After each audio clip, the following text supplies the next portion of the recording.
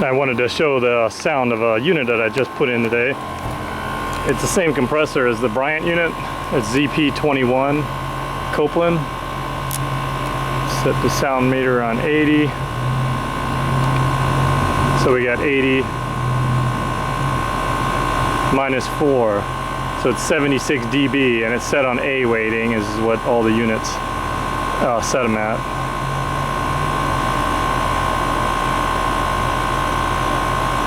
So 76 dB. And then also the bottom of the unit is off the ground because this is a heat pump. Heat pumps have to be off the ground for snow. And just wanted to show the noise there.